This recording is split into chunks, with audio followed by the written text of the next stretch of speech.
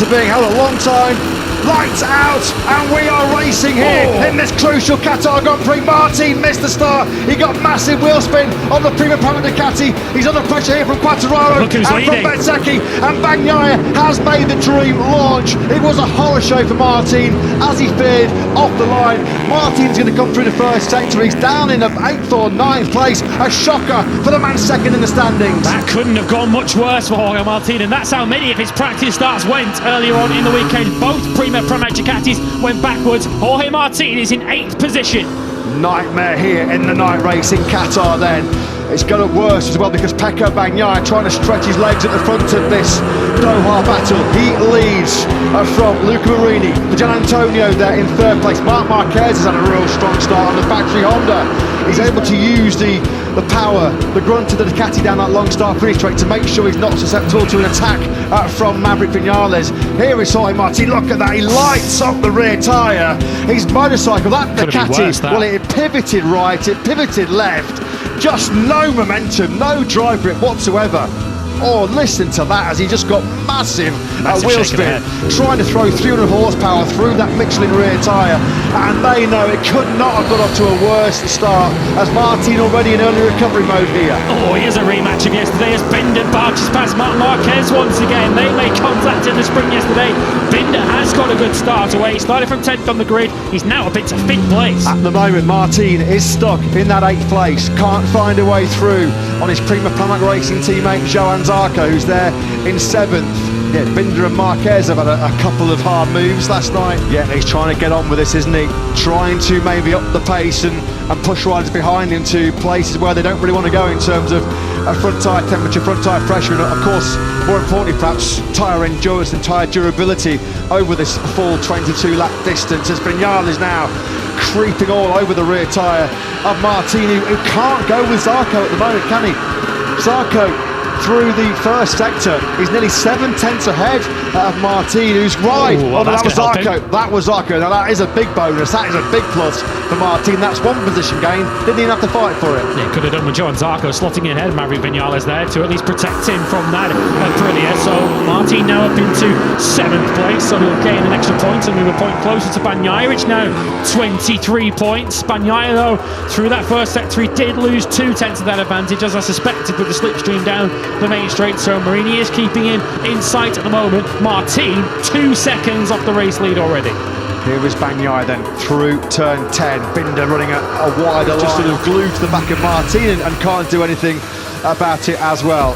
Here comes +0 89. That was a clear message to Johan Zarco.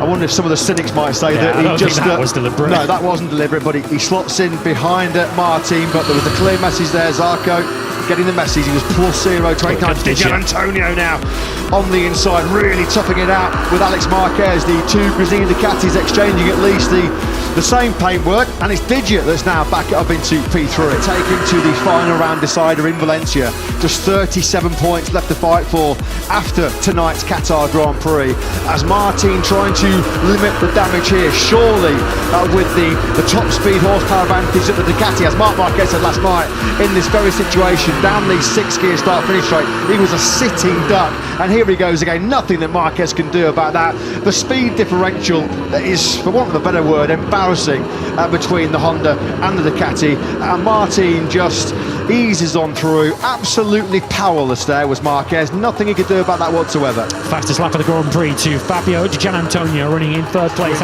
Off his Grand Prix career, only one win in the last 7 Grand Prix. That was in Mandalika when he charged through from 13th, but the significance of this one cannot be underestimated. Good 3rd sector though for Di Gianantonio. He pulled back a 1/4 of a second on Pecco Bagnaia, so a lead which was 6/10 of a second is now 3.5 of a second. So Di Gianantonio not letting Bagnaia run away with this, although Jorge Martin not exactly breaking clear of Marc Marquez, is he? Yeah, and upholding Honda honour once again quite clearly.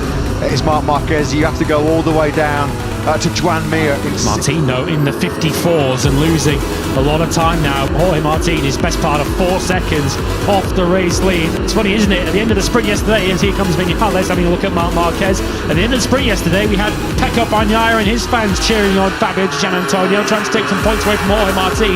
The roles are reversed this time. It's Martin and his many fans who are cheering on Didier. Imagine being in Martin's position right now. You can see Bagnaia sailing off at the front. You keep coming over the finish line and seeing +0.90 race as Maverick Vinales finally gets the move done on Marc Marquez. I think many eyebrows were raised when Gianantonio made those comments. Well, he's living up to billing at the moment. Yeah, my eyebrows were certainly raised. I think I wasn't the only one in the media centre. Don't expect John Zarco to be too much trouble for Jorge Martin. He will surely play the same game, but Vinales certainly could be, as he looks like he could overtake Martin at any corner, just taking such a tight line. He's got so much more cornering grip. Well, he almost ploughs into the back of Martin's Ducati GP23. We've had so many plot twists, so many pendulum swings in this year's MotoGP World Championship, but this one could be the biggest of them all, as Jorge Martin's world title hopes, well, they're really suffering here tonight, aren't they, here in Qatar. Here comes Vinales. This is the move into turn 15, but once again, he just can't make it stick. Martin, Bagnaia and Gianantonio, the gap on the 2/10 for the first time at the front, 6/10 and further back to Binder. Vinales, not close enough in the first corner on the brakes. He's almost able to reach out and grab the exhaust, isn't he, of Jorge Martin. Is he going to go now for it on the inside of turn 2? But once again, shows Martin his front wheel, but no way through. Look at Jorge Martin's pace though, at 1:54.4. For reference, Enea Bastianini in 13th was doing a 53.7. This could get so much worse yet for Martin. Sitting duck, he's a passenger on that